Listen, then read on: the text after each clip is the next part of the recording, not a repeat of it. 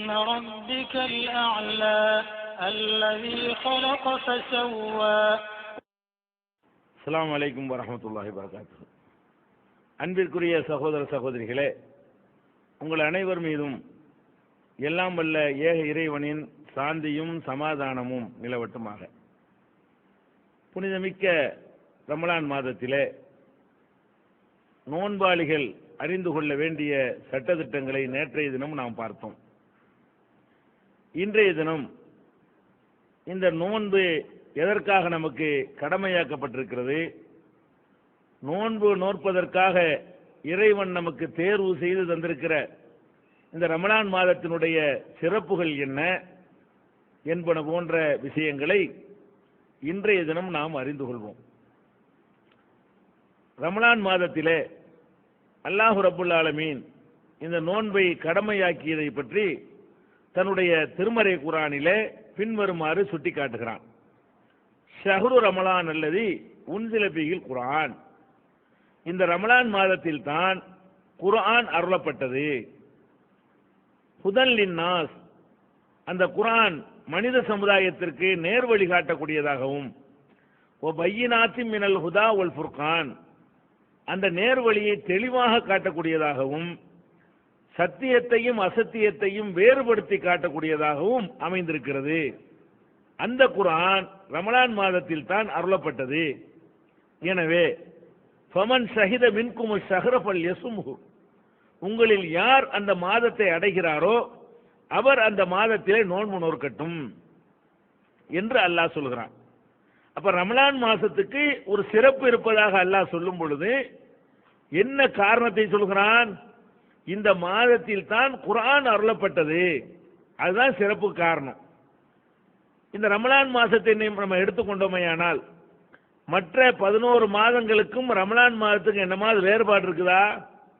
அதே 24 மணி நேரம் தான். ரமலான் மாதத்தில் மற்ற மாதங்கள் எப்படி எல்லா காரியங்களும் நடக்கிறதோ அதே போலதான் ரமலான் மாதம் அமைந்திருக்கிறது. இதுக்கு என்ன தனி சிறப்பு என்ன ரமலான் மாசத்துக்கு என்றால், இந்த மாசத்துல குர்ஆன் என்ற ஒரு பாக்கியத்தை வழங்குவதற்கு அல்லாஹ் இந்த மாசத்தை தேர்ந்தெடுத்துக்கிட்டான், அவ்வளவுதான். அப்ப குர்ஆன் அருளப்பட்டதுனால தான் ரமலானுக்கு சிறப்பு வந்தது. இந்த மாதத்துக்கு ஒரு தனிப்பட்ட எந்த சிறப்பும் கிடையாது. அல்லாஹ் நமக்கு ஒரு வழிகாட்டுவதற்கு அந்த வேதத்தை தருகிறான். அந்த வேதத்தை தருவதற்கு எந்த மாதத்தை தேர்ந்தெடுத்தானோ அந்த மாதம் ரமலான். அதுக்காக வேண்டி நீங்க நோன்பு வைங்க. இன்னும் சொல்ல போனால் இந்த குர்ஆன் அருளப்பட்டதுனால தான் ரமலானுக்கு சிறப்பு என்பதை இதை விட அழுத்தமான வேறு வார்த்தையில் அல்லாஹ் சொல்லி காட்டுகிறான். இன்னா அன்ஸல்நாஹு ஃபீ லைலத்துல் கத்ர், இந்த குர்ஆனை லைலத்துல் கத்ர் என்ற மகத்துவமிக்க இரவிலே நாம் அருளினோம். வமா அத்ராக மா லைலத்துல் கத்ர், லைலத்துல் கத்ர் என்றால் என்னவென்று உமக்கு தெரியுமா? லைலத்துல் கத்ரி கைரும் மின் அல்ஃபி ஷஹர், இந்த மகத்துவமிக்க இரவு 1000 மாதங்களை விட சிறந்தது. அப்ப ரமலான் மாசத்துல அல்லாஹ் குர்ஆனை தர்றான். அந்த ரமலான் மாசத்திலையும் லைலத்துல் கத்ர் என்ற மகத்துவமிக்க இரவிலே இந்த குர்ஆனை தருகிறான். அந்த குர்ஆனை அந்த இரவிலே தந்த காரணத்தினால் அந்த இரவு எத்தனை மடங்கு சிறந்து விளங்குகிறது என்று சொன்னால் 1000 மாதங்களை விட சிறந்து விளங்குது. 1000 நாட்களை விட அல்ல, 1000 மாதங்கள்னா 30,000 நாட்கள். அப்ப 1000 மாதங்களை விடவும் இந்த ஒரு இரவு சிறந்தது. அப்படின்னா இது எவ்வளவு இடத்துல கொண்டு எல்லாம் நிப்பாட்டிருக்கான்னு பாருங்க. அதாவது குர்ஆன் அருளப்பட்டதுனால அந்த ஒரு இரவு 1000 மாதங்களை விட சிறந்து விளங்குகிறது. அந்த ஒரு இரவு இந்த மாசத்துல இருக்கிற காரணத்தினால் இந்த மாசமும் மற்ற மாசங்களை விட சிறப்புமிக்க மாசமாக அமைந்திருக்கிறது. இது எல்லாத்துக்குமே காரணம் குர்ஆன் அருளப்பட்டதுதான். ரமலானுக்குன்னு வேற தனிச்சிறப்பு எதுவும் கிடையாது. ரமலான் நாட்கள் மட்டும் 25 மணி நேரம் கிடையாது. அதுக்குண்டு ஒரு அந்த மாசத்துல மட்டும் ஒரே எல்லாருக்கும் பணம் கிடைக்கும், அந்த மாசத்துல மட்டும் யாருக்கும் நோயே வராது அப்படிங்கிற மாதிரியான சிறப்புகளா இருக்குது. இல்ல, எதனால சிறப்பு? குர்ஆன் என்ற வேதம் அருளப்பட்டதுனால தான் சிறப்பு. அப்ப ரமலானுடைய சிறப்பை அறிந்து கொள்வதற்கு முன்னால் நம்ம எதை தெரிஞ்சுக்கிறோன்னு, குர்ஆனுடைய சிறப்பையும் குர்ஆனுடைய முக்கியத்துவத்தையும் தான் விளங்கணுங்க. குர்ஆன் அருளப்பட்டதுனால தான் ரமலானுக்கு சிறப்புன்னு சொன்னா, ஒரு மாலை இருக்கிறது, கழுத்தில் போடுகிற மாலை, மலர் மாலை இருக்கிறது என்றால், அந்த மலர் மாலையில நாறு கூட மணக்கும். நாருக்கு இயற்கையாக அந்த மனம் வந்ததா? அந்த பூக்களோடு சேர்ந்து இருந்ததுனால நாருக்கும் மனம். அதே மாதிரிதான் ரமலான் என்ற அந்த மாதம் மனம் பெறுவது எதனால் என்று சொன்னால், குர்ஆன் அந்த மாதத்தில் அருளப்பட்டதுனால தான். அப்ப நம்ம ரமலான் மாசத்துல அடைந்திருக்கிற நாம் இந்த ரமலானின் சிறப்புகளை அறிந்து கொள்வதற்கு முன்னால் குர்ஆனுடைய சிறப்பை, அதனுடைய முக்கியத்துவத்தை, அதனுடைய தத்துவத்தை, அதனுடைய சிறப்பை நம்ம அறிந்து கொள்ள கடமைப்பட்டிருக்கிறோம். இன்றைக்கு நம்ம இஸ்லாத்தை அல்லாஹ்வுடைய மார்க்கம் என்று நம்புகிறோம். ஒவ்வொரு நபிமார்களும் தங்களை அல்லாஹ்வுடைய தூதர்கள் என்று சொல்வதற்கும், தங்களுக்கு கொடுத்தது அல்லாஹ்வுடைய வேதம் தான் என்பதை நிரூபிப்பதற்கும் அந்தந்த காலத்தில் அந்த சமுதாய மக்கள் மத்தியில் சில அற்புதங்களை நிகழ்த்தி காட்டுவார்கள். அந்த அற்புதங்களை பார்க்கிற மக்கள், இவர் இறை தூதர் தான், நமக்கெல்லாம் செய்ய முடியாத காரியத்தை இவர் செய்கிறாரு, இந்த காரியம் இறைவனால் மாத்திரமே செய்ய முடிந்த காரியம், இதை இவர் செய்வாரையானால் நிச்சயமாக இவரை இறைவன் தான் தூதராக அனுப்பியிருக்க முடியும் என்று அந்த மக்கள் நம்பி அவரை இறை தூதராக ஏற்றுக்கொள்கிறார்கள். இது எல்லா நபிமார்களையும் அந்த சமுதாய மக்கள் இது போன்ற அற்புதங்களை பார்த்து தான் நம்பினார்கள். நபிகள் நாயகம் ஸல்லல்லாஹு அலைஹி வஸல்லம் அவர்களை கடைசி நபியாக அனுப்பப்பட்ட நபிகள் நாயகம் ஸல்லல்லாஹு அலைஹி வஸல்லம் அவர்களையும் அவர்கள் காலத்தில் வாழ்ந்த மக்கள் அவங்களுடைய கேரக்டரை பார்த்தார்கள், அவங்களுடைய ஒழுக்கத்தை பார்த்தார்கள். அதையும் தாண்டி சில அற்புதங்களை அவர்கள் மூலமாக அல்லாஹ் நிகழ்த்தி காட்டினான அதையும் பார்க்கிறார்கள். பார்த்துட்டு இது இவர் இறை தூதர் தான், நிச்சயமாக இறைவன் தூதரா இருந்தா தான் மனிதனுக்கு செய்ய முடியாத ஒன்றிரண்டு காரியங்களை செய்ய முடியும் அப்படின்னு சொல்லி நபிகள் நாயகம் ஸல்லல்லாஹு அலைஹி வஸல்லம் அவங்கள அல்லாஹ்வுடைய தூதர் என்று அந்த மக்கள் நம்பினார்கள். அற்புதங்களை பார்த்து நம்பினாங்க. அதனால அந்த நம்பிக்கை வலிமையானதாக, உறுதியானதாக, அசைக்க முடியாததாக இருந்தது. நபிகள் நாயகம் காலத்துக்கு பிந்தி வந்த இன்று வரை வாழ்கிற நமக்கும், நமக்கு பின்னால் இனிமேல் வரக்கூடிய மக்களுக்கும் இந்த மாதிரி அற்புதங்களை பார்க்கிற வாய்ப்பு இருக்குதா? நபிகள் நாயகத்துக்கு பிடிச்சி நபியே வரமாட்டாங்க, அவங்க தான் கடைசி நபி. அப்ப நபிகள் நாயகம் ஸல்லல்லாஹு அலைஹி வஸல்லம் காலத்திற்கு பிறகு வாழ்கிற நம்ம ஏதோ நம்ம தாய் சொன்னாங்க, தகப்பனார் சொன்னாங்க அப்படிங்கிறதுக்காகத்தான் இஸ்லாத்தை ஏற்றிருக்கிறோம். இவங்க தான் இறை தூதர் என்பதற்கு எந்த ஆதாரத்தை வச்சு நம்ம நம்பணும்? எந்த அற்புதத்தை நம்ம பார்த்தோம்? ஒரு அற்புதத்தையும் பார்க்கல. அப்ப முந்தைய சமுதாயத்துக்கு மட்டும் அற்புதத்தை காட்டி உறுதியான நம்பிக்கை ஏற்படுத்தி இறைவன் நமக்கு மட்டும் அந்த அற்புதத்தை காட்டாம விட்டுட்டானே அப்படின்னு நம்ம விரக்தி அடைகிறோம் என்று சொன்னால், அந்த விரக்தியை போக்குவதற்குரிய பெரிய அற்புதம் தான் திருமறை குர்ஆன். நபிகள் நாயகம் ஸல்லல்லாஹு அலைஹி வஸல்லம் சொன்னார்கள், ஒவ்வொரு இறை தூதர்களுக்கும் அல்லாஹ் அற்புதத்தை வழங்கினான். எனக்கு அல்லாஹ் கொடுத்த பெரிய அற்புதம் எதுவென்றால் திருமறை குர்ஆன் தான். அப்ப குர்ஆன் தான் எனக்கு கொடுத்த அற்புதம்ங்கிறாங்க ரசூல் ஸல்லல்லாஹு அலைஹி வஸல்லம். குர்ஆன் அற்புதமா? அது எப்படி ஒரு புஸ்தகம் எப்படி அற்புதமா இருக்க முடியும்? அற்புதம்னா மணல கைராத்திரிச்சா அற்புதம்னு சொல்லலாம், அந்த இடத்துல மிதந்தா அற்புதம்னு சொல்லலாம், தண்ணிக்கு மேல நடந்தா அற்புதம்னு சொல்லலாம், ஆட்ட கழுதையாக்குனா அற்புதம்னு சொல்லலாம், செத்தவனை உசுராக்குனா அற்புதம்னு சொல்லலாம், உயிரற்ற பொருள்களுக்கு உயிரை கொடுத்தா அற்புதம்னு சொல்லலாம். இது புஸ்தகத்தை காட்டி அற்புதம்னா என்று நம்ம தோன்றலாம். திருமறை குர்ஆன் எப்படி எல்லாம் அற்புதமா இருக்கிறது? அந்த குர்ஆனை நம்ம ஆய்வு செஞ்சோம்னு சொன்னா, அதை ஒழுங்கான முறையில் கவனித்தோம் என்று சொன்னால், இறை தூதர்கள் அனுப்பப்பட்ட காலத்தில் வாழ்ந்த மக்கள் எப்படி அற்புதங்களை பார்த்து இவர் இறை தூதர் தான் என்று நம்பினார்களோ அதே மாதிரி அல்ல, அதை விட அதிகமாக உறுதியாக இது இறை வேதம் என்று நம்ம நம்ப முடியும். இது இறை வேதம் என்று நம்பிவிட்டோமேயானால், யார் இதை கொண்டு வந்து தந்தார் அவர் தூதர் நம்பிடுவோம்ல. இது செய்தி, இந்த செய்தி இறைவனுடைய செய்தி என்றால் இறை செய்தியை கொண்டு வந்தவர் யாராயிருப்பார்? இறைவனுடைய தூதராகத்தான் இருப்பார். அப்படி ஒரு பேர் அற்புதமாக திருமறை குர்ஆனை அல்லாஹ் நமக்கு தந்திருக்கிறான். அப்ப இந்த குர்ஆன் அருளப்பட்டதுனால ரமலானுக்கு சிறப்புங்கிறமே ஏன் விளங்குதா உங்களுக்கு? இன்னைக்கு நம்ம எதை அப்பன் சொன்னா பாட்டன் சொன்னாங்கன்னு நம்ம நம்பிக்கிட்டு இருக்கிறோம். இந்த நம்பிக்கையிலிருந்து விடுபட்டு நாமளே விளங்கி நாமளே புரிந்து இது நிச்சயமாக இறை மார்க்கம்தான், இது யாரும் மனிதன் உண்டாக்குனது அல்ல என்று நம்ம விளங்க நினைத்தால், ஆசைப்பட்டால், அதற்குரிய பேரற்புதமாக நம்ம கையில தவழுகின்ற திருமறை குர்ஆன் அமைந்திருக்கிறது. எப்படி எல்லாம் அற்புதமா இருக்கிறது, பல வகையில் இது அற்புதமாக இருக்கிறது. என்ன அற்புதம்? ஒரு நூல் என்று சொன்னால் அதுல யாரும் அந்த நூல் மாதிரி தயாரிச்சிட முடியும். ஒரு மலையை குடையிறதுங்கிற மாதிரி ஒரு பெரிய சாதனை என்ன எல்லாருக்கும் செய்ய முடியாது. இமயமலையில ஏறி சிகரத்தை அடைய சொன்னா கஷ்டமா இருக்கும். ஒரு புஸ்தகத்தை காட்டி இந்த மாதிரி எழுதுன்னு சொன்னா ஏதோ கொஞ்சம் கஷ்டப்பட்டா நெஞ்சிடலாம், எழுதிட முடியும்.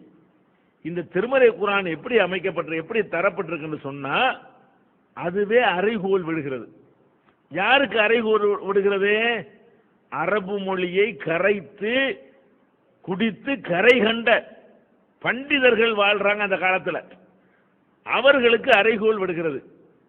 அறைகோல் விடுற ஆள் யாரு? எழுதவும் தெரியாது, அவருக்கு படிக்கவும் தெரியாது. எழுதவும் படிக்கவும் தெரியாத முகமது நபி அவர்கள் அன்றைக்கு இருந்த பண்டிதர்களுக்கு அறைகோல் விடுறாங்க. என்ன அறைகோல்?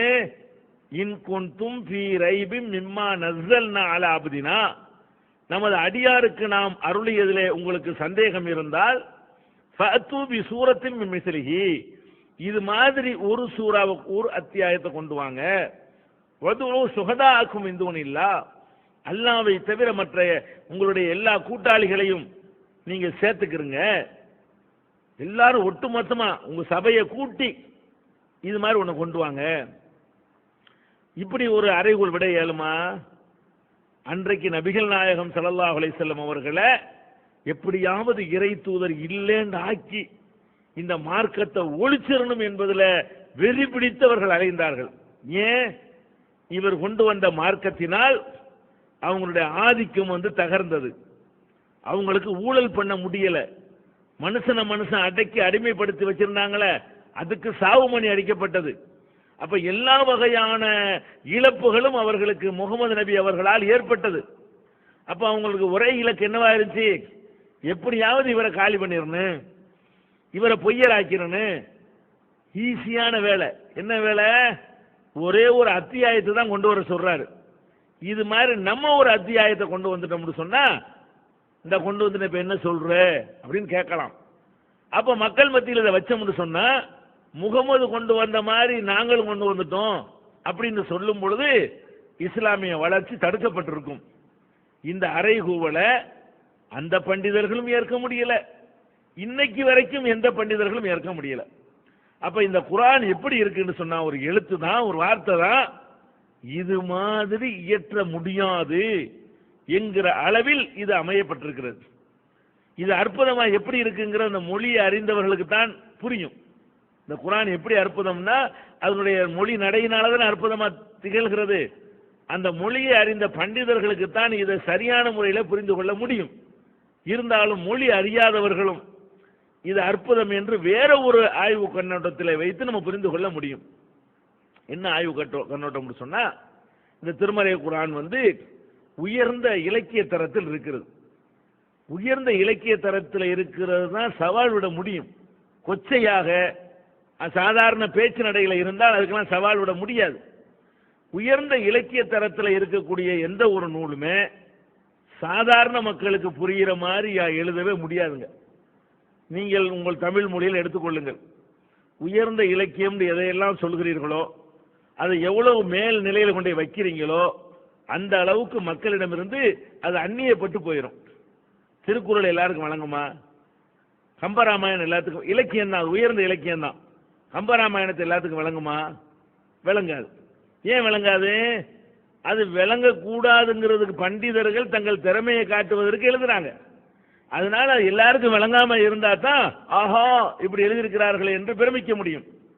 திருமறை குர்ஆனை பொறுத்த வரைக்கும் உயர்ந்த இலக்கியமாகவும் இருக்கிறது, அது அனைவருக்கும் புரியவும் செய்கிறது. எழுத படிக்க தெரியாத மக்களுக்கும் புரிந்தது. வேறு மொழி பேசக்கூடியவர்கள் பிழைப்புக்காக மக்காவில் வந்து வசித்தார்களே, அந்த மாதிரியான சுஹைபு, பிலாலு, ஹுபைபு போன்றவர்களுக்கெல்லாம் கூட இந்த குர்ஆன் வந்து புரிந்தது. எல்லாருக்கும் புரியவும் செய்யுது, உயர்ந்த இடத்துல இருக்கவும் செய்யுது. இப்படி சிந்திச்சு பார்த்தா இது எழுத படிக்க தெரியாத முகமதுடைய வார்த்தை இல்லை. அவர் வார்த்தை இல்லைன்னா அவரை படைச்சவனுடைய வார்த்தைன்னு நமக்கு ப்ரூஃபாகி போயிடும். அது மாத்திரம் இல்லாம இது 23 ஆண்டு காலத்தினுடைய ஒரு செய்தியுடைய தொகுப்பு. இது 23 வருஷம் பேசின பேச்சுக்கள் யாருடைய பேச்சு நீங்கள் எடுத்து பார்த்தாலும் அதுல முரண்பாடுகள் இருக்கும், அதுல மாற்றி பேசின விஷயங்கள் இருக்கும், அதுல குழப்பங்கள் இருக்கும். இதுல 23 ஆண்டு கால பேச்சை தொகுத்து பார்த்தீங்கன்னு சொன்னா இதுல முரண்பாடே இல்லை. அதை கூட அல்லாஹ் வந்து ஒரு சிறப்பா சொல்லி காட்டுறான். லவ்கான மின் இந்தி கைரில்லாஹி லவஜது பிஹி இக்திலாஃபன் கஸீரா. இது அல்லாஹ்வை தவிர வேறு யாரிடம் இருந்தாவது வந்திருக்குமேயானால் இதுல அநேக முரண்பாடுகளை பார்த்திருப்பார்கள். முரண்பாடு இல்லாம இருக்கிறது. இது இந்த வகையில அது அற்புதமாக திகழ்கிறது. அது மாத்திரம் இல்லாம எந்த ஒரு நூலை நீங்கள் எடுத்துக்கொண்டாலும் எவ்வளவு பெரிய பண்டிதர்கள் மேதைகள் எல்லாம் சேர்ந்து உருவாக்கிய நூலை எடுத்துக்கொண்டாலும் அவர்களுடைய நூல் எப்படி அமைக்கப்பட்டிருக்கும் என்றால் அவங்க காலத்தில் எந்த மாதிரியான அறிவு இருந்ததோ அதை ஒட்டிதான் அந்த நூல்கள் இருக்கும். அவங்க காலத்தில் உள்ள அறிவைத்தான் அவர்களால் பெற்றுக்கொள்ள முடியும். ஒரு 500 வருஷத்துக்கு பிந்தி என்னவெல்லாம் வருங்கிறதெல்லாம் கணித்து அதுக்கு ஏற்றவாறு 500 வருஷத்துக்கு முந்தி நூல் எழுதவே முடியாது. இப்ப எவ்வளவோ அழகான சீர்திருத்த கருத்துக்களை எல்லாம் திருவள்ளுவர் சொன்னார். அவர் சொல்லும் பொழுதே பாருங்க, சில விஷயங்களை தத்துவங்களை வேண்டாம் சொல்லிட்டு போயிடலாம். சில விஷயங்களை அவர் சொல்றாரு, அந்த காலத்து அறிவுக்கு ஏற்றவாறு தான் அவரால் சொல்ல முடிகிறது. என்ன சொல்றாரு? ஒரு சந்திரன்ல கிரகணம் ஏற்படுது. ஏன் ஏற்படுது? அவர் வாழ்ந்த காலத்தில் உள்ள பாட்டிமார்கள் ஒரு கதை சொல்லிட்டு இருந்தாங்க. சந்திரன்ல ஒரு பாம்பு இருக்கிறது, அந்த பாம்பு வந்து சந்திரனை வந்து முழுங்கிரும், முழுங்கினவுடனே கிரகணம் ஏற்படும், முழுங்கிய பிறகு வெளியே வந்து துப்பும், உடனே கிரகணம் விலகும் அப்படின்னு சொல்லி ஒரு ராட்சச பாம்பு இருக்கிற மாதிரியும் அது வந்து சந்திரனை விழுங்குற மாதிரியும் அன்றைக்கு ஒரு கதை சொல்லப்பட்டு வந்தது. இந்த கதையை சொல்லக்கூடியவர்கள் இன்னைக்கும் கூட இருக்கிறார்கள். அப்ப வள்ளுவர் என்ன பண்றாருன்னு கேட்டா, அவர் சொல்றாரு, கண்டது மண்ணும் ஒரு நாள் அலர் மண்ணும் திங்களை பாம்பு கொண்டற்று. அப்ப சந்திரனை பாம்பு விழுங்கியது போல என்று சொல்லி வேற ஒரு விஷயத்துக்கு உதாரணம் காட்டும் பொழுது திங்களை பாம்பு கொண்டற்றுங்கிறார். ஏன் அப்படி சொன்னாரு? அந்த காலத்து அறிவை கொண்டு அப்படித்தான் சொல்ல. நீங்க இருந்தாலும் அப்படித்தான் சொல்லுவீங்க, நான் இருந்தாலும் அப்படித்தான் சொல்லுவேன். அப்ப நபிகள் நாயகம் ஸல்லல்லாஹு அலைஹி வஸல்லம் அவங்க 1400 வருஷத்துக்கு முந்தி உள்ளவங்க. அவங்க காலத்தில் என்ன மாதிரியான சூரியனை பற்றி என்ன அறிவு இருந்ததோ, சந்திரனை பற்றி என்ன அறிவு இருந்ததோ, பூமியை பற்றி என்ன அறிவு இருந்ததோ, மற்ற கோள்களை பற்றி என்ன அறிவு இருந்ததோ, மழையை பற்றி என்ன அறிவு இருந்ததோ, மேகத்தை பற்றி என்ன அறிவு இருந்ததோ, பூமிக்கு அடியில் உள்ள நீரூற்றை பற்றி என்ன அறிவு இருந்ததோ, கடலை பற்றி என்ன அறிவு இருந்ததோ, காற்றை பற்றி என்ன அறிவு இருந்ததோ, அந்த அறிவை வச்சு தானங்க முகமதுக்கு பேச முடியும். 1400 வருஷத்துக்கு முன்னாடி அந்த சமூகத்தில் எந்த மாதிரியான அறிவு இருந்ததோ அந்த அறிவுக்கு தகுந்தவாறு தான் அந்த காலத்தில் வாழ்ந்த எந்த ஒரு பண்டிதருக்கும் பேச முடியும். பெரிய கரை கண்ட விற்பனராக இருந்தால் கூட அவர் காலத்து நம்பிக்கையை தாண்டி என்ன செய்ய முடியாது, பேசவே முடியாது. ஆனால் திருக்குறானை நீங்கள் எடுத்து பார்த்தீர்களே, ஆனால் 14 நூற்றாண்டுக்கு முன்னாடி ஒரு காட்டுமிராண்டி சமுதாயத்தில் நிலவிய நம்பிக்கை அது பிரதிபலிக்கிறதா, அல்லது இந்த 20ஆம் நூற்றாண்டுக்கு சவால் விடக்கூடிய விஷயங்களை எல்லாம் முன்கூட்டியே சொல்லக்கூடிய வகையில் தரப்பட்டிருக்கிறதா? இது ஒண்ணு பத்தாத அல்லாஹ்வுடைய வேதம்ங்கிறதுக்கு 14 நூற்றாண்டுக்கு முன்னாடி பூமி உருண்டேன்னு எவனா கற்பனை பண்ண முடியுமா? அவன் வாழுகிற நாட்டுக்கு கீழே வேற உலகமே இல்லைன்னு நினைச்சான், அரபு நாட்டுக்கு மேல உலகமே கிடையாதுன்னு நினைச்சான். அப்படி ஒரு காலம். அப்ப அந்த மாதிரியாக வாழ்ந்த ஒரு காலத்துல வந்து பூமி உருண்ட என்று திருமலை குர்ஆன் பல இடங்களில் அழுத்தம் திருத்தமாக சொல்கிறது. உருண்டன்னு மட்டும் சொல்லல, அது சுழல்கிறது. குல்லுன் ஃபீ ஃபலக்கின் யஸ்பஹூன், எல்லா கோள்களும் தங்களுடைய பாதைகளில் நீந்தி கொண்டு இருக்கின்றன, சுற்றி வருகின்றன. கோள் என்று சொல்லுகிறது, சுத்துதுன்னு சொல்லுகிறது, சுழலுது என்று சொல்லுகிறது. அதே மாதிரி வந்து சூரியன் ஓடுகிறது என்று சொல்லுகிறது, சூரியனை தொடர்ந்து மற்றவைகள்லாம் ஓடிக்கொண்டிருக்கின்றன அப்படின்னு சொல்லுகிறது. இப்படி எந்த ஒரு மேற்ற சூரியனை பேசினாலும் அது சந்திரனை பற்றி பேசினாலும், எவ்வாறு மழை பொழிகிறது என்று பேசினாலும், எவ்வாறு விண்மீன்கள் கண் சிமிட்டுகின்றன என்று பேசினாலும், கடலுக்கு அடியிலே உள்ள பேரலைகளை பற்றி பேசினாலும், கடலில் இருக்கக்கூடிய இருள்களை பற்றி பேசினாலும், எதை பேசினாலும் இன்றைக்கு ஒரு விஞ்ஞானி எடுத்துக்கொண்டு இது என்னையா காட்டு மிராண்டித்தனமா இருக்குது என்று ஒன்னு காட்ட இயலாது. இது எப்படி இது முடியும்? 14 நூற்றாண்டுக்கு முந்தி எழுதப்பட்ட வழங்கப்பட்ட ஒரு புஸ்தகத்தில் உள்ள செய்திய இன்னைக்கு வந்துகிட்டு விளக்கெண்ணையை ஊத்திக்கிட்டு தேடி தேடி பார்த்தா கூட அதுல ஒரு தப்பு கண்டுபிடிக்க முடியலையே. இது இந்த அறிவியலுக்கு மாற்றம், இந்த உண்மைக்கு மாற்றம்னு சொல்ல முடியல. எப்படி இந்த உலகமெல்லாம் படைக்கப்பட்டது? எல்லாம் ஒன்னா இருந்துச்சுதான். ஒன்னா இருந்து ஒரு பெருசா ஒரு வெடிப்பு வந்துச்சான். வெடிப்பு வந்தோடனே தூள் தூளாக எல்லாம் செதறி போச்சான். தூள் தூளாக செதறினதெல்லாம் சேர்ந்து ஆங்காங்கே அப்படி திட்டா இருந்தெல்லாம் சேர்ந்து சேர்ந்து உருண்டை உருண்டையா அனுச்சான். அப்படி ஆயி சூரியன் ஒரு பக்கம், சந்திரன் ஒரு பக்கம், செவ்வாய் ஒரு பக்கம், இப்படி கோள்கள்லாம் உருவாச்சு. இப்படி எல்லாம் இந்த உலகம் இப்படித்தான் தோன்றி இருக்க முடியும் என்று ரொம்ப கஷ்டப்பட்டு கண்டுபிடித்து சொல்கிறான். இது தெளிவான வார்த்தையில குர்ஆன் பேசுத. இன்ன சமாவாத்தி வல்லர்த காணத்தாரத்த கண் பதக்கனாகுமா, வானங்கள் பூமி எல்லாம் அப்படி ஒன்றாக அட்டைக்கப்பட்டு ஒன்று சேர்க்கப்பட்டு இருந்தது, அதை பிச்சு எடுத்தோம். பெரு வெடிப்புங்கிறான், அல்ல பிச்சு எடுத்தோங்கிறான், பீத்தெடுத்து இருக்கிறோம்ங்கிறான். இது எப்படி 1400 வருஷத்துக்கு முந்தின காட்டு மிராண்டி காலத்தில் இது எப்படி சொல்ல முடியும்? கடலுக்கு மேலே அலை இருப்பதை நம்ம பார்க்கிறோம். கடல் பிரயாணம் செய்யாத முகமது நபிக்கு கடலுக்கு அடியிலையும் பேரலைகள் இருக்கிறது என்பதை எப்படி சொல்ல முடியும்? இன்னைக்கு சுனாமி வந்த பிறகு கடலுக்கு அடியிலையும் அலை வருங்கிறத சொல்றான். அதுக்கு முன்னாடி கூட இது பரவலாக மக்களால் அறியப்பட்டதாக இருக்கல. இதை எப்படி அவர் சொன்னார்? இப்படின்னு சொல்லி எதை பற்றி எடுத்துக்கொண்டாலும் சரி, அதுல 14 நூற்றாண்டுக்கு முந்தின பேச்சாகவே இல்லை, ஒண்ணுமே இல்லை. எல்லாமே ஏதோ இன்னைக்கு இந்த காலத்தில் வாழ்ந்த ஒரு பெரிய அறிஞர் மேதை சொல்வார, அதை விட சூப்பரா சிறப்பாக இந்த செய்திகளை குர்ஆன் சொல்கிறது. அப்ப இது அற்புதமா இல்லையா? இந்த அற்புதத்தை காணும் பொழுது இது கண்டிப்பாக இது முகமது நபி சொல்லி இருக்க முடியாது. அவர் காலத்தில் இருந்த அறிவை கொண்டு, அவருக்கு இருந்த அறிவை கொண்டு, எழுத படிக்க தெரியாத ஆடு மேய்த்தவராக இருந்த, காலமெல்லாம் பள்ளிக்கூடத்து பக்கம் ஒதுங்காத அவருக்கு இருந்த அறிவை கொண்டு இவ்வளவு பெரிய விஷயங்களை சொல்ல முடியுமா? குர்ஆன் எதையெல்லாம் சொல்கிறது? கருவறையில குழந்தை எப்படி வளருதுன்னு சொல்லுது. எப்படி சொல்லுது? இப்ப ஸ்கேனு எக்ஸ்ரே எல்லாம் கண்டுபிடிச்சவன அவ்வளவன அறுத்து உள்ள பார்த்துட்டு தச்சு பார்த்துட்டு சொல்றான, இப்படி சொல்லுதுங்க. இது எப்படி முகமது நபி தெரியும்? குழந்தையுடைய கருவளர்ச்சியை பற்றி பேசினாலும் அப்படித்தான் பேசுகிறது, எப்படி மழை உண்டாகுதுன்னு பேசினாலும் அப்படித்தான் பேசுகிறது, எப்படி நிலத்தடி நீர் சேமிக்கப்படுகிறது என்று பேசினாலும் அப்படித்தான் பேசுகிறது.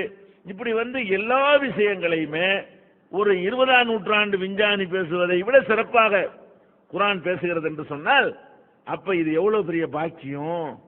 குர்ஆன் தான் நம்ம அல்லாஹ்வை நம்புறதுக்கும், இது இறைவன் ஒருவன் என்று இது இறை வேதம் நம்பினால் இறைவனை நம்பிடுவோம். இறைவனை நம்பினால் நம்முடைய மறுமை வாழ்க்கை சிறந்து விளங்கும்.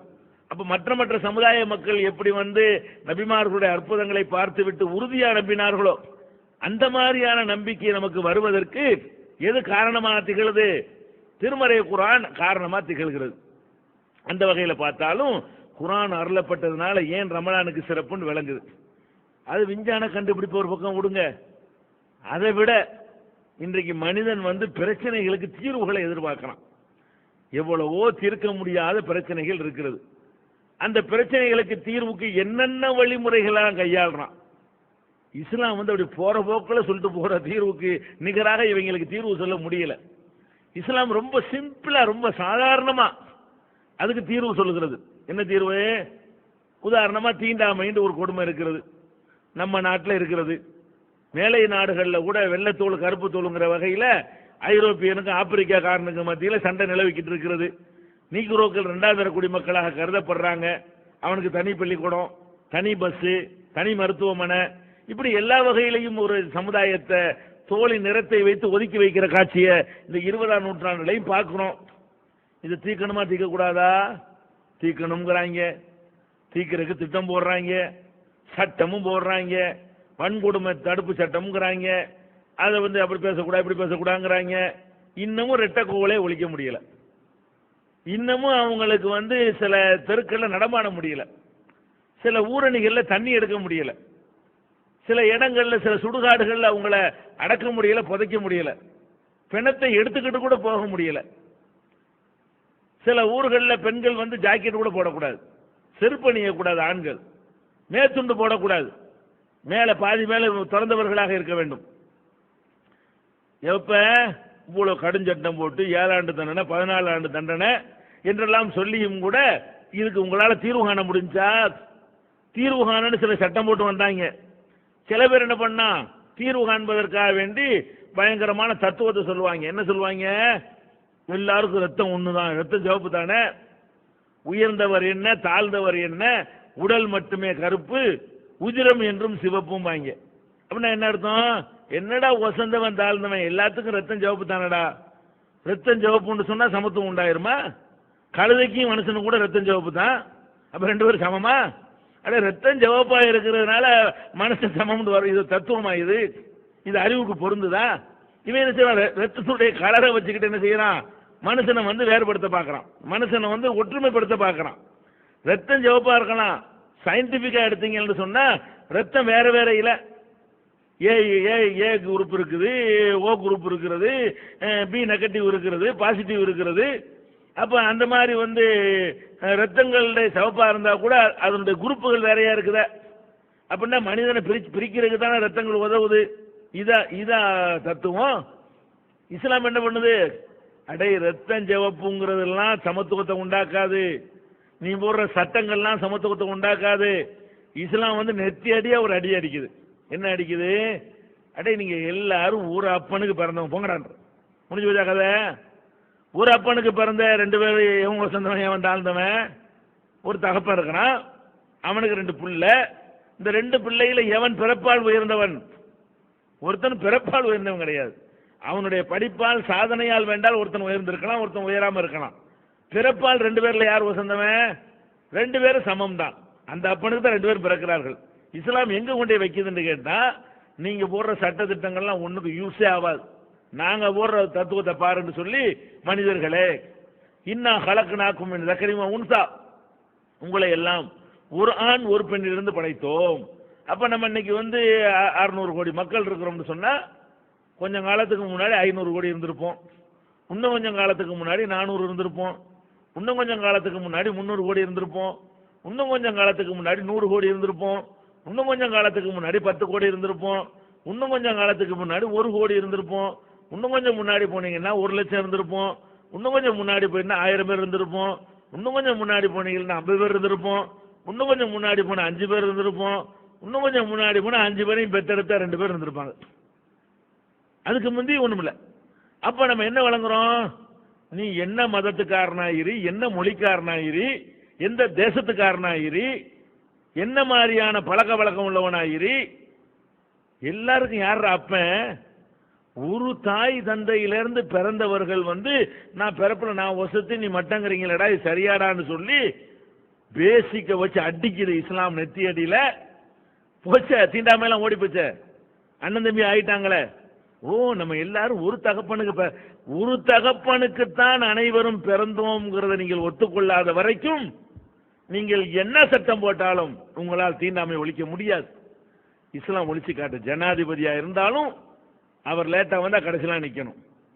அப்ப வந்து அந்த மாதிரியான சகோதரத்துவம் ஒரு வரிசையில் நிற்பதாக இருந்தாலும் முதல் வந்தவன் முந்தி, 2வது வந்தவன் 2வது. நீ என்ன குலம் என்ன கோத்திரம் தெரியவே தெரியாது. பள்ளி வாசல்ல போய் நம்ம தொழுகிறோம், எந்த மாதிரி மாத்துகிறது? நமக்கு பக்கத்துல இந்த பக்கம் யார் நின்றா இந்த பக்கம் யார் நின்றா நமக்கு தெரியாது. ஏன் தெரியல? அதை கவனிக்கல, அதை கேர் பண்ணல நம்ம. ஆனால் மற்றவன் கேர் பண்ணுவான். பக்கத்துல போய் நிற்கும் போது நீ என்ன சாதி, நீங்க என்ன சாதி அப்படின்னு என்ன செய்வான்? பேரை கேட்பாங்க நேக்கா, இல்லைன்னா ஊரை கேட்பாங்க. ஊரை கேட்டுட்டு என்ன செய்வாங்க? கரெக்டாக கண்டுபிடிச்சிக்குவாங்க, இந்த ஜாதியா தான் இருப்பான். அந்த மாதிரி சேரி பேரை சொன்னான்னு வைங்களேன், அதுக்கு தகுந்த மாதிரி அவன்கிட்ட டீல் பண்ணிக்கிறது. இதுக்கெல்லாம் இங்க இடம் இருக்குதா? அப்ப தீர்க்க முடியாத ஒரு தீண்டாமை பிரச்சனை எடுத்துக்கொண்டாலும் எவ்வளவு அற்புதமா தீர்த்து நடைமுறையில காட்டுத. இன்றைக்கு மதங்களின் பெயரால் வந்து எவ்வளவு பெரிய மௌட்டிகம் மூட நம்பிக்கை நிலவுகிறது. என்ன பண்றான்? பெரிய படிச்சவங்கிறான், பாரட்லா படிச்சேங்கிறான், பெரிய கம்ப்யூட்டர் சயின்ஸ் படிச்சவங்கிறான், அமெரிக்காவில் 2 லட்ச ரூபா சம்பளம்ங்கிறான், நான் அணு ஆயுதத்தை நான் தான் கண்டுபிடிச்சேங்கிறான். இவ்வளவையும் படிச்ச ஒருத்தனுக்கு கடவுள்னா என்ன, நான் யாரு, நான் யாரை வணங்குறேன்னு அது என்னன்னு விளங்கலையே. ஒரு மனிதன் வணங்குறான், யாரங்க வணங்கணும்? நீ கடவுளை பார்க்கல, உடுப்பா, கடவுளை நீனும் பார்க்கல நானும் பார்க்கல, சரி வணங்குற, குறைஞ்சபட்சம் உன்னைய விட கொஞ்சம் மேலே உள்ளதானே வணங்கணும். வணங்க பணியன் நீ போயிட்டேன்னு சொன்னா அப்படித்தானே உலகத்தில் நடக்கிற. ஒரு பள்ளிக்கூடத்தில் வாத்தியார் மாணவர் இருந்தா மாணவன் காலில் வாத்தியார் உழுவாரு, வாத்தியார் தான் மாணவன் காலில். ஏன்? அவன் அறிவு சொல்லுது வாத்தியாருங்கிறவர் கொஞ்சம் வசந்தவர், மாணவன் கொஞ்சம் வசந்தம் இல்லாதவன். ஒரு கட்சியில் மாவட்ட செயலாளரும் மாநில தலைவர் இருந்தால் ஒருத்தன் காலில் ஒருத்தன் உழுவுறதா இருந்தா மாவட்ட தலைவர் காலிலையா மாநில தலைவர் உழுவாரு? இஸ்லாத்தில் உழுவக்கூடாது. உழுவுற கொள்கை எப்படி நான் கேட்கிறேன். இப்போ யார் யார்கிட்ட உழுவணும்? மேலே உள்ளவங்க அல்ல, கீழே உள்ளவங்க உழுவணும். அப்போ உன் அறிவு என்ன சொல்லுது? நம்ம உழுவுறதா இருந்தா, கும்பிடுறதா இருந்தா, வணங்குறதா இருந்தா அது நம்மளை விட மேலே இருக்கணும், கொஞ்சமாச்சு மேலே இருக்கணும். ஈக்குவலா இருந்தா கூட வணங்க மாட்டாங்களா 2 பேரு? கொஞ்சமாச்சு மேலே இருக்கணும். இப்படியெல்லாம் பார்க்கிறிய, பள்ளிக்கூடத்தில் பார்க்கிற, ஒரு இயக்கத்தினுடைய தொண்டன் தலைவன் மத்தியில் பார்க்கிற, ஒரு குடும்பத்தில் கூட நான் புருஷன் நீ பொண்டாட்டி நீ தான் எனக்கு கீழே இருக்கணும் என்று சொல்ற. அப்பனும் மௌனு வருவையானால் ஏன்டா அப்பனை ஏன்டா ஏற்று பேசுறேன்னு கேட்கிற. மௌனை விட அப்பன் வசந்து இருக்கிறான் வயசுல. அப்ப ஏதாவது ஒரு வகையில் வசந்து இருக்கிறவர்களைத்தான் கீழே உள்ளவங்க வணங்கணுங்கிறதான உங்க சென்ஸு, அதான உங்க அறிவு சொல்லுது. அப்ப எது கல்ல வணங்குறீங்க? இவ்வளவு எல்லாம் கரெக்டா இருக்கக்கூடிய நீ எதை வணங்குற? நீ செஞ்சு வச்சுக்கிட்ட ஒரு கள்ள கடவுளுங்கிற, சூரியனை கடவுளுங்கிற. நீ பேசுவ சூரியன் பேசாது, நீ ஓடுவ சூரியன் ஓடாது, நீ சிந்திக்குவ சூரியன் சிந்திக்காது. சந்திரன் சிந்திக்குமா? காற்று சிந்திக்குமா? மரம் சிந்திக்குமா? உனக்கு உள்ள ஒரு அறிவு அதுக்கு இருக்குதா? ஒரு எறும்பு போய் அதை அரிச்சிச்சுன்னா, அதை கரையான் அரிச்சுன்னா தடுத்துருமா அந்த மரம்? கல்லுக்கு மேல நாய் மூத்திரம் மஞ்சா தடுக்குமா? என்ன அறிவுல நீங்க இதெல்லாம் வணங்குறீங்க அப்படின்னு கேட்கக்கூடிய அளவுல பெரிய பெரிய பண்டிதர்கள் ஒரு பக்கம் நிக்கிறாங்க. இன்னொரு பக்கம் பாருங்க, இந்தியாவில் எடுத்துக்கொண்டோமே ஆனால் அதிகம் படிக்காத சமுதாயம் நம்ம தான். இங்கதான் டாக்டர்கள் கிடையாது, என்ஜினியர் கிடையாது, அமெரிக்காவில் வேலை பார்க்குறவங்க கிடையாது, அணு விஞ்ஞானி கிடையாது. இந்த மாதிரியான லெவலில் இருக்கிறவன் இங்கிட்டு இருக்கிறான். இவன் எவனாச்சும் ஒரு முஸ்லீம் கல்ல வணங்குறானா? சூரியனை வணங்குறானா? மரத்தை வணங்குறானா? மண்ணங்கட்டியை வணங்குறானா? இவனுக்கு தெரியுது இது என்னை விட மட்டம். அடே, ஒரு மனுஷனை விட மற்ற எல்லாம் மட்டம்னு சொல்லி வழங்குற இந்த அறிவை, பல்கலைக்கழகங்கள் வழங்காத அறிவை எது கொடுத்தது? இந்த குர்ஆன் போட்ட அந்த பதியம் தான். அது விதைத்த விதை தான் பெரிய பெரிய பட்டதாரிகளுக்கும் பல்கலைக்கழகத்தில் கல்வி கற்றவர்களுக்கும் கிடைக்காத ஞானத்தை கை நாட்டு பேர் வழிகளாக இருக்கிற முஸ்லிம்களுக்கு வழங்கி இருக்கிறது. அதை வழங்கியது குர்ஆன். அப்ப எதுக்கெல்லாம் தீர்வுன்னு பாத்தீங்களா? அதே மாதிரி மதத்தை வைத்துக் கொண்டு சுரண்டுகிறார்கள், ஏமாத்துகிறார்கள். அடிப்படை என்ன? மனுஷன் கடவுளாவாங்கிற மனுஷனை கண்ணால பார்க்கறான், நம்மள மாதிரியே அவன் இருக்கான், நல்லா தெரியுது. நீங்க நல்லா சிந்திச்சு பார்க்க வேண்டும். நம்ம நாட்டு குடியரசுத் தலைவர் ஒரு சாமியாருக்கு மண்டி போட்டு கீழே உட்கார்ந்து இருந்தார். அந்த குடியரசுத் தலைவர் யாரு? அவர் எந்த கொலை குற்றமும் செய்யவில்லை. இவர் எந்த சாமியார்கிட்ட உட்கார்ந்து இருந்தார்? அவர் கொலை குற்றம் சாட்டப்பட்டு ஜெயிலில் போய் அடைச்சாரு. இந்த ஜெயிலில் அடைப்பதற்கு ஏற்ற ஒரு ஆளுடைய காலில் போய் இவர் கும்பிட்ட காட்சி நீங்க பாத்தீங்க. இதுக்கு என்ன பேச, என்ன காரணம்? மனுஷன்தான். இதை உங்களால் விளங்க முடிஞ்சா? அந்த குர்ஆனை ஏற்றுக்கொண்ட மக்களை தவிர மற்ற எந்த சமுதாயத்தினாலேயாவது மனுஷன்தான், மனிதன்ட்ட தெய்வீக அம்சம் இல்ல, அவனு நம்மள மாதிரி சாப்பிட்றான், நம்மள மாதிரி குடிக்கிறான், நம்மள மாதிரி மலைஜலத்தை சுமக்கிறான், நம்மள மாதிரி நோய்வாய்ப்படுறான், நம்மள மாதிரி தேவை உள்ளவனா இருக்கிறான், நம்மள மாதிரி நாளைக்கு மண்டையை போட்டுருவான். இதை உங்களால் விளங்க முடிஞ்சா? இஸ்லாத்தில் உள்ள விளங்குறானே, அந்த விளக்கத்தை இஸ்லாம் கொடுக்குத, குர்ஆனை நம்பிய மக்களுக்கு கிடைக்குத. அப்ப நம்ம என்ன விளங்குறோம் இதிலிருந்து? திருமறை குர்ஆன் என்ற இந்த பொக்கிஷத்தின் மூலமாகத்தான் உலகத்தில் பல்கலைக்கழகங்கள் வழங்காத ஒரு அறிவை நாம பெறுகிறோம். தீர்க்க முடியாத நாட்டில் எவ்வளவு பாருங்க இன்னைக்கு பார்க்கிறோம். எவ்வளவோ அக்கிரமங்கள் நடக்குது, அநியாயம் நடக்குது, தடுக்கணும்னு ஆசைப்படுறாங்க, கூடி கூடி பேசுறாங்க, புதுசு புதுசா சட்டம் கொண்டு வர்றாங்க, தடாங்கிறாங்க, பொடாங்கிறாங்க. பொடாவை கொண்டு வரதான் போடான்னு சொல்லி பார்லிமெண்ட்ல கொண்டு வச்சுட்டு போயிட்டான். அப்ப தடாவுனாலே ஒண்ணும் இல்ல, பொடாவுனாலே ஒண்ணும் இல்ல, என்ன சட்டம் போட்டு ஒண்ணும் இல்ல, தடுக்க முடியல. கற்பழிப்பை குறைக்க முடியல, திருட்டை தடுக்க முடியல, கொலையை தடுக்க முடியல, கொள்ளையை தடுக்க முடியல, கலப்படத்தை தடுக்க முடியல. நாளுக்கு நாள் குற்ற செயல்கள் அதிகரித்து கொண்டே போவதை நம்ம பார்க்கிறோம். இஸ்லாம் எவ்வளவு சிம்பிளா தீர்வாக்குது பாக்கிறீங்களா? அத்துவானியே சொல்றாரு இஸ்லாமிய சட்டத்தை கொண்டு வரணும்னு. முடிஞ்சு வச்சா கதை. அப்போ 1400 வருஷத்துக்கு முன்னாடி காட்டுமிராண்டி காலத்துல வந்த சட்டம் மாதிரி இது இருக்குதா? இந்த 20ஆம் நூற்றாண்டு மேதைகளுக்கு பாடம் சொல்லி தரக்கூடிய தரத்தில் அமைந்திருக்கிறதா? இப்படி எல்லாத்துக்கும் தீர்வு. இதை கொண்டு வந்தா சட்டம் உங்களுக்கு பிரச்சனை ஓவர் என்கிற அளவுக்கு அது பேசுகிற சட்டம் அப்படி இருக்கிறது, அது பேசுகிற கொள்கை அப்படி இருக்கிறது, அது சொல்லுகிற முன்னறிவிப்பு அப்படி இருக்கிறது, அது பேசுகிற சயின்ஸ் அப்படி இருக்கிறது, அதுல உள்ள தத்துவம் அப்படி இருக்கிறது. இப்படி எந்த ஒரு வகையை எடுத்து நீங்கள் குர்ஆனை வைத்து ஆய்வு செய்து பார்த்தாலும் இது அல்லாஹ் தந்ததுக்காக வேண்டி எவ்வளவும் நன்றி கடன் செலுத்தலாம்.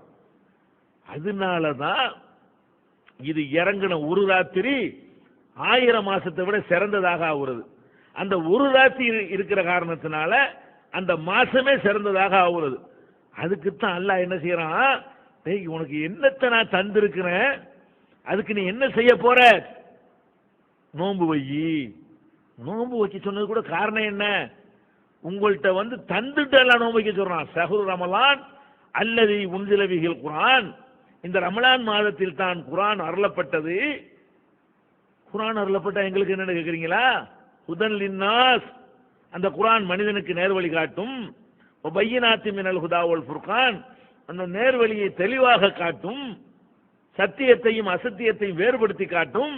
எனவே ஃபமன் ஷஹித மின்குமுல் ஷஹ்ர ஃபல்யஸ்முஹு, உங்களில் யார் அந்த மாதத்தை அடைகிறாரோ அம்மாதத்தில் அவர் நோன்பு நோக்கட்டும். அப்ப நம்மள நோன்பு நோக்க அல்லாஹ் ஏன் சொல்றான்னு கேட்டா, உலகத்துல யாருக்கும் கிடைக்காத ஒரு பாக்கியத்தை, ஒரு பேரருளை, குர்ஆன் என்ற பொக்கிஷத்தை நம்முடைய கையில தந்துட்டு, இதை உனக்கு தந்திருக்கிறேன்ல, லைலத்துல் கத்ர்ங்கிற இரவு தந்தன்ல, அந்த இரவு ரமலான் மாசத்துல இருக்குது. அதனால அந்த ஒரு இரவில் இறக்கப்பட்ட காரணத்தினால் அது உள்ளடங்கி இருக்கிற அந்த ஒரு மாசத்துக்கு நீ நோன்பு வச்சு நன்றியை தெரிவிடான்னு எல்லாம் சொல்றான். அப்ப இந்த ரமலான் அவ்வளவு பெரிய சிறப்பு வாய்ந்ததாக அமைந்திருப்பதை நம்ம புரிந்து கொள்ள வேண்டும். அடுத்ததாக இந்த நோன்பு, ரமலானுடைய சிறப்பை வழங்கி கொண்டோம். இந்த நோன்பு எதுக்கு நோன்பு வைக்கிறோம்? அதுல கூட பாருங்க, எல்லா மதங்களுடைய வணக்க வழிபாடுகள் எடுத்து பார்த்தீங்கன்னு சொன்னா அது மனுஷனை கஷ்டப்படுத்துவதில் கடவுள் இன்பம் காண்பார்ங்கிற அடிப்படையில் தான் அது நிறுவப்பட்டிருக்குங்க. எந்த மதத்தினுடைய வழிபாட்டை நீங்க எடுத்தாலும் சரி, கடவுள் பேரால இவர் நஷ்டப்படணும், கஷ்டப்படணும், அதை பார்த்து கடவுள் சந்தோஷப்படுவார். காணிக்கை கொண்டு கொட்டணும், அது மாதிரி வந்துகிட்டு தன்னைத்தானே வேதனைப்படுத்திக்கிறன்னு, அழகு குத்திக்கிறன்னு, சவுக்கால் அடிச்சுக்கிறன்னு, குளிர்ல விட விட நடுங்கிக்கிட்டே நடந்தே போகணும், செருப்பு போடக்கூடாது, தீயில போய் மிதிக்கணும், இப்படி எல்லாம் ஏதாவது செஞ்சா தான் என்ன செய்ய, தலையில தேங்காயை கொண்டு உடைப்பாங்க, மண்டையில ரத்தம் ஓடும், இருந்தாலும் கடவுளுக்காக மண்டையை கொடுத்துட்டு இருக்கணும். இப்படி எல்லாம் செஞ்சா கடவுள் என்ன செய்வாரா? சந்தேகப்படுவார், சந்தோஷப்படுவார் என்கிற அடிப்படையில் தான் நிறுவப்பட்டிருக்கிறது. இந்த மார்க்கத்தில் மாத்திரம் எந்த வணக்கத்தை எடுத்தாலும் இப்படி ஒரு அம்சமே இருக்காது. பள்ளியாசலுக்கு நீ காணிக்கை கொண்டு வர வேண்டியதில்லை, கடவுளுக்கு வாழைப்பழம் வாங்கிட்டு வர வேண்டியதில்லை, உங்களுக்கு தொழுகிறதுக்குரிய சுத்தமான ஒரு இடம், கைகால் மூஞ்ச கழுவிட்டு வரலாம், இப்படி இந்த மாதிரி வசதிகளோடு இருக்குமே தவிர உங்களை கஷ்டப்படுத்தக்கூடிய எதுவுமே இருக்காது. இந்த நோன்பு மட்டும் பார்த்தீங்கன்னா அப்படி தெரியும். பார்த்தா என்ன தெரியும்? என்ன அல்லாஹ் யாரையும் கஷ்டப்படுத்த மாட்டான். ஒரு மாசத்துக்கு சோறு வேணாங்கிறானே, இது என்ன அது கஷ்டமா இருக்கேன்னு நீங்க நினைக்கலாம். ஆனால் அது மேலோட்டமா பார்க்கும்போது அப்படி இருக்குமே தவிர உண்மையில் ஆழமா சிந்திச்சு பார்த்தீங்கன்னா கஷ்டமே கிடையாது. ஏன் கிடையாதுங்கிறோம்? ரமலான் மாசத்துல நீங்க நோன்பு வைக்கிற காலத்திலையும் சரி, நோன்பு வைக்காத 11 மாசத்துலையும் சரி, அதே சாப்பாட்டை தான் நீங்கள் சாப்பிடுறீங்க. ரமலான் மாசத்துல என்ன பண்றோம்? இரவுல சாப்பிட்டு பகல்ல சாப்பிடாம இருக்கிறோம். வேற மாதங்கள்ல பகல்ல சாப்பிட்டு இரவுல சாப்பிடாம இருக்கிறோம். 8 மணிக்கு ராத்திரி படுக்கிறோம், காலையில 10 மணிக்கு எந்திரிக்கிறவர்கள் அதிகமா இருக்கிறாங்க. இந்த 8ல இருந்து 10க்குள்ள என்ன சாப்பிட்டோம்? தூங்கிக்கிட்டே இருந்தோம். 3 வேளை சாப்பாடு டைம், அது அவ்வளவு டைம் அதில் அடங்கி இருக்கிறது. இருந்தாலும் நம்ம தூங்கிக்கிட்டே இருந்தோம். காலைல எந்திரிச்சு சாப்பிட்றோம். அப்ப 8ல இருந்து 10 வரைக்கும் 14 மணி நேரம் இருக்குதே, 8ல இருந்து 8 வரைக்கும் 12 மணி நேரம் இருக்குதே, 8ல இருந்து 6 வரைக்கும் 10 மணி நேரம் இருக்குதே. இந்த 10 மணி நேரம் சாப்பிட்டோமா? அப்ப இரவு முழுவதும் சாப்பிடாம தான் இருந்தோம். சாப்பிடாம இருந்த நம்ம அதனால செத்துட்டோமா? அதனால கஷ்டமாயி போச்சா? அதனால உடல் தளர்ந்து போச்சா? ஒண்ணுமே ஆகல. 11 மாசமும் ராத்திரில சாப்பிடவே இல்லை, நம்ம நல்லா தான் இருக்கிறோம். அப்ப அதுல இருந்து நம்ம என்ன விளங்குறோம்? ஒரு 12-14 மணி நேரம் சாப்பிடாமல் இருப்பதனால் ஒண்ணுமே ஏற்படாது என்று 11 மாசம் நிரூபிச்சிருக்கிறோம். அத ரமலான்ல உல்டா பண்றோம், வேற ஒண்ணும் கிடையாது. மாத்துறோம். எப்படி மாத்துறோம்? நீ பகல்ல 12 மணி நேரம், ராத்திரில 12 மணி நேரம் திங்காம இருந்தீங்கல, பகல்ல 12 மணி நேரம் திங்காத. இப்ப ராத்திரில நல்லா சாப்பிட்டுக்க. ராத்திரில என்ன செய்யறோம்? 3 வேளைக்கு பேர 4 வேளை அடிக்கிறவங்களா இருக்கிறான். நோம்பு திறந்தவன கஞ்சி அடிக்கிறான், தொழுதுட்டு வந்தவன ஒரு சாப்பாடு சாப்பிட்றான். ராத்திரி 10 மணிக்கு தராவி தொழுது வரேன்னு சொல்லி 11 மணிக்கு ஒருக்கா இன்னொரு சாப்பாடை போடுறான். 3 மணிக்கு எந்திரிச்சுக்கிட்டு ஒன்று பண்றான். இது போக நோம்புல ருசியா உள்ள போவாத நேரம் கட்ட நேரத்தில் சாப்பிட்றமே, அதுக்காக வேண்டி வகை வகையான இதுகளை செஞ்சுக்கிறான். இடையில நொறுக்கு தீனி வேற போட்டுக்கிட்டு சாப்பிட்றான். கணக்கு பண்ணி பார்த்தீங்கன்னு சொன்னா 11 மாசம் சாப்பிட்றதை விட கொஞ்சமாவது அதிகம் தான் ஒருத்தன் சாப்பிட்றான். ரமலான் மாசத்துல கொஞ்சமாச்சு, நிச்சயமாக கொஞ்சமாச்சு அவனுடைய உணவுடைய அளவுலையும் தரத்திலையும் அதிகம் தான் இருக்கும். அப்ப இந்த நோம்பு நம்மளை கஷ்டப்படுத்தினால விளங்கிக்கணும். 11 மாசம் அளவுக்கு தான் இந்த ஒரு மாசமும் நம்ம சாப்பிட்றோமே தவிர, அதோட கூடத்தான் சாப்பிட்றோமே தவிர, அவ்வளவு பெரிய ஆராய்ச்சிலாம் இதுக்கு வேணாம். போன வருடம் நீங்க ஒரு வருஷம் கணக்கு எழுதி வச்சிருந்தீங்கன்னா பாருங்க, 11 மாசம் என்ன செலவாகுது, ரமலான்ல என்ன செலவாகுது பாருங்க, டபுளா இருக்கும். அப்ப நல்லா திங்கிறோம். அப்ப ரமலான் மாசத்துல அதிகமாக சாப்பிட்றோமே தவிர இது கஷ்டப்படுத்துறதுக்கா இல்ல, வேற எதுக்குன்னு கேக்குறீங்களா? அதுல ஒரு அர்த்தம் இருக்குது. என்ன அர்த்தம்? இந்த ரமலான் மாசத்துல நம்ம ராத்திரில சாப்பிடாம இருக்கிறோம்னு வைங்க, தூங்கிடுவோம். தூங்குனா என்னவாக? பசி தெரியாது. பசிக்கு உள்ளுக்குள்ள தேவைப்படும், தெரியாது. நம்ம தூங்கிடுறோமே, எந்திரிச்ச பிறகு ஒரு மாதிரியா இருக்கும், சாப்பிட தோணும். அதனால இந்த பசிய தெரியாத காரணத்தினால நம்மளை கண்ட்ரோல் பண்றதுங்கிற மேட்டருக்கு இடம் இல்லை. அதுவா இயற்கையாகவே அப்படி போயிடுது. ரமலான்ல என்ன நடக்குதுன்னு கேட்டா, பகல்ல சாப்பிடாம இருக்கிறதுனால காலையில சாப்பிட்டு பழகிருப்போம். காலை நேரம் வந்தவொடனே 4 இட்லி சாப்பிட்டா நல்லா இருக்குமேனு தோணும். நம்ம என்ன செய்வோம்? அம்மாடி எல்லாம் சாப்பிடக்கூடாதுட்டானே, கண்ட்ரோல் பண்றோம். பசிக்குது, கண்ட்ரோல் பண்றோம். மத்தியானம் ஆனவுடனே போன மாதம் சாப்பிட்ற யாபத்துக்கு வரும், சாப்பாட்டு நேரம்ல அப்படிங்கிற யாபம் வந்தவொடனே மத்தியானம் சாப்பிடணும்னு முடிச்சுக்கிட்டு இருக்கிறோம், தோணும். உடனே என்ன செய்வோம்? இல்லை எல்லாம் சாப்பிடக்கூடாதுட்டானே, எப்படி சாப்பிட்றது? அதை கண்ட்ரோல் பண்ணிக்கிறோம். அப்ப அந்த 2 வேளை உணவையும் நம்ம முடிச்சுக்கிட்டு இருக்கிற காரணத்தினால, ஏற்கனவே சாப்பிட்டு பழகிய காரணத்தினால நம்ம உடம்பு கேட்குது, கேட்கறத நம்ம விளங்குறோம். விளங்கி என்ன செய்யறோம்? அந்த நப்சை ஆசையை அடக்குறோம், கண்ட்ரோல் பண்றோம். முடியாது, தரமாட்டேன். பசிக்குதா? தர முடியாது. ஏன் தர முடியாது? என் இறைவன் சாப்பிட வேண்டாம் என்று சொல்லிவிட்டான், நான் தரமாட்டேன். எனக்கு பசிக்கிறது, தரமாட்டேன். உனக்கு நான் அடிபணிய மாட்டேன், எனக்கு நீ அடிபணியன்னு சொல்லி ஒவ்வொருவனும் தன்னுடைய மனோ இச்சையை அடக்கி மிதிச்சு அதுக்கு பயிற்சி கொடுக்கறான். இந்த பயிற்சியை எடுத்துக்கொண்ட ஒருவன் என்னவாவான்? வெளியில் அவனுடைய எதிர்கால வாழ்க்கை பிரகாசமா அமைஞ்சிருங்க. அல்லாஹ் குர்ஆன்ல இதை சொல்லி காட்டுறான். யா அய்யுஹல்லதீன ஆமனு, நம்பிக்கை கொண்ட மக்களே, குத்திப அலைக்குமுஸ் ஸியாம், நோன்பு உங்கள் மீது கடமையாக்கப்பட்டுள்ளது. கமா குத்திப அலல்லதீன மின் கப்லிக்கும், உங்களுக்கு முன்னர் வாழ்ந்த சமுதாயத்தின் மீது கடமையாக்கப்பட்டது போலவே உங்கள் மீது கடமையாக்கப்பட்டுள்ளது. லஅல்லக்கும் தத்தகூன், நீங்கள் இறையச்சமுடையவர்களாக திகழ்வதற்காக. அப்ப இந்த நோன்பு எதுக்கு கடமைன்னு கேட்டா, நம்ம இந்த பகல் நேரத்தில் நமக்கு பசிச்சு சாப்பிடணும்னு நமக்கு தோணி சாப்பிட மாட்டோம்னு நம்மளை கண்ட்ரோல் பண்ணோம்னு சொன்னா, அது எதுக்காக கண்ட்ரோல் பண்ணோம்? உலகத்துக்காக வேண்டியா? உலகத்துல யாருமே பார்க்காட்டி சாப்பிட்டு போமா? சாப்பிட்டு இருக்க மாட்டோம். ரமலான் மாசத்துல ஒருத்தர் நம்மளை பார்க்காவிட்டாலும், நம்ம மட்டும் தனியா இருந்தாலும், யாருமே பார்க்காத ஒரு காபிர்கள், முஸ்லிம் அல்லாத மக்கள் வாழ்கிற ஒரு ஊருக்கு நீங்கள் போய் இறங்கினாலும், நோன்பு வைத்திருந்தீர்களேயானால் நீங்க சாப்பிடுவீங்களா? சாப்பிட மாட்டீங்க. ஏன்? இறைவன் தடுத்துட்டான். சரி, இறைவன் தடுத்தா என்ன, யாரும் உங்களை பார்க்க போறா? இறைவன் பார்ப்பான். அப்ப இறைவன் தடுத்திருக்கிற காரியத்தை இறைவன் பார்ப்பான் என்பதற்காக நம்ம தவிர்த்து ஒரு மாசம் பழகினோம் என்று சொன்னால், இந்த உணர்வுகளை மனசிலே வைத்துக் கொண்டு எப்படி பழகினோம் என்று சொன்னால், பள்ளிவாசலுக்கு அந்த ரமலான் முடிந்த பிறகு உள்ள வாழ்க்கையில என்ன செய்வோம்? நம்முடைய வாழ்க்கை அல்லாஹ்வுக்கு பயந்து பயந்து நடக்கும். வெளியில வர்றோமா, கலப்படம் பண்ணணும்னு தோணும். ஒரு பொருளை காட்டி ஒரு பொருளை விற்கிறதுக்கு தோணும். அளவு நிர்வாகிகள் மோசடி பண்றதுக்கு தோணும். வாங்கின கடனை கொடுக்காம இருக்கிறதுக்கு தோணும். கொள்ளை அடிக்க தோணும், திருட தோணும். அப்ப நம்ம மனசுல வரும், ஆமா நமக்கு சொந்தமான சாப்பாட்டைய யாரும் இல்லாத நேரத்திலேயே நம்ம சாப்பிடாம இருந்தோமே, அல்லாஹ் பார்க்குமான்னு பயந்துகிட்டு இருந்தோமே, இப்ப அடுத்தவன் பொருளா செய்யுது. இந்த 50 கிராம் நம்முடையது இல்லையே, இந்த கலப்படம் பண்ண நம்முடையது இல்லையே, இந்த வாங்கின கடன் நம்முடையது இல்லையே, அடுத்தவன் பொருளாச்சே, அது எப்படி நம்ம சாப்பிடுறது? இப்படி நினைத்தால் அது எவ்வளவு பெரிய பக்குவத்தை ஏற்படுத்துன்னு பாருங்க. எவ்வளவு பெரிய பயிற்சி. அதுக்கு தாங்க இந்த நோன்பு கடமை. சோத்தை மிச்சப்படுத்துறதுக்காக வேண்டிய அல்லாஹ்வுடைய கஜானாவெல்லாம் குறைஞ்சு போச்சு, கொஞ்ச நேரம் சாப்பிடாம இருந்து மிச்சப்படுத்துங்க, அதுக்காக கடமை ஏற்கப்பட்டிருக்கு இல்ல. நபிகள் நாயகம் ஸல்லல்லாஹு அலைஹி வஸல்லம் அவங்க இந்த தத்துவத்தை அழகா சொல்லி தர்றாங்க. எப்படி சொல்றாங்க? மல்லம் யத கௌல ஸூர் வல் அமல பிஹி, யார் ஒருத்தன் வந்து பொய்யான சொற்களையும் தீய செயல்களையும் விட்டு விலகவில்லையோ நோன்பு வச்சுக்கிட்டு, ஃபலைஸலில்லாஹி ஹாஜத்துன் ஃபீ அன் யத தஆமஹு வ ஷராபஹு, அவன் உண்ணாமல் பருகாமல் இருப்பதில் அல்லாஹ்வுக்கு தேவையில்லை. நீ உண்ணாமத்தாப்ப இருந்த, நீ அந்த உண்ணாம இருந்து தீய செயலிருந்து விலகலைய, தீய சொல்லிருந்து விலகலைய, நோம்பையும் வச்சுக்கிட்டு தீமையும் செஞ்சுக்கிட்டு இருக்கிறிய, உன்னை அது மாத்தலைய, இது எதுக்கு அல்லாஹ்வுக்கு?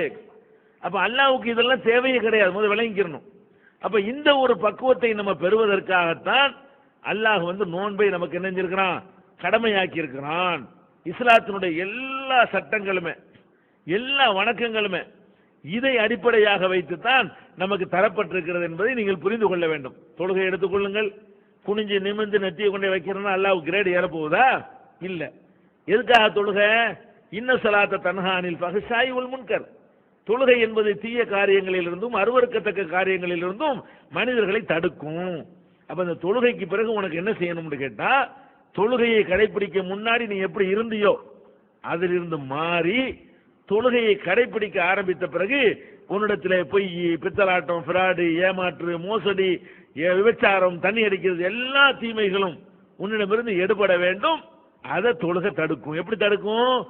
நம்ம தொழுகிறோம், தனியா தொழுகிறோம், தொழுகும் போது ஓத வேண்டிய விஷயங்கள் இருக்கிறது, ஓதாம வாய வாய அசைக்கிறோம். யாருக்கா தெரியுமா? தெரியாது. ஆனா எப்போவாது வாய வாய அசைச்சு சும்மா நின்றுப்போமா? நம்ம நிக்க மாட்டோம். ஏன்?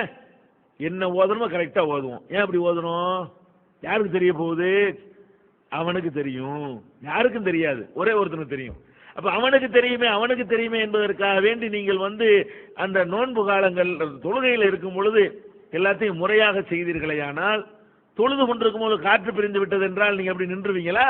ஓடி போய் ஒளி செஞ்சு வர்றீங்க. யாருக்கு தெரிய போகுது? அவனுக்கு தெரியும். இப்படி பயிற்சி எடுத்தால் அது தீமைகளை தடுக்குமா தடுக்காதா? நிச்சயமாக தடுக்கும். அப்ப இஸ்லாத்தில் உள்ள தொழுகை, நோன்பு, எந்த ஒரு வணக்கத்தை நீங்கள் எடுத்துக்கொண்டாலும் உங்கள்கிட்ட இருந்து அல்லாஹ் ஆதாயம் அடைவதற்கோ, உங்களை கஷ்டப்படுத்துவதற்கோ, உங்களை வேதனைப்படுத்துவதற்கோ இந்த மாதிரியான வணக்கங்களை அல்லாஹ் தரவே இல்லை. நம்மளை நல்லவன் ஆக்குறதுக்காக தான் அவ்வளவுமே. இந்த மாதிரி ஒரு பயிற்சியை நம்ம எடுத்துக்கொண்டோம்னு சொன்னா கொஞ்சம் அப்படி கற்பனையை சிந்திச்சு பாருங்க, கற்பனை செஞ்சு பாருங்க. எப்படி நம்ம எல்லாருமே, எல்லா மனிதனுமே நோன்பு நோற்று எல்லா மனிதனுமே இந்த பயிற்சி எடுத்துறான். இந்த பயிற்சி நம்மை அல்லாஹ் பார்த்துக்கிட்டு இருக்கிறான்.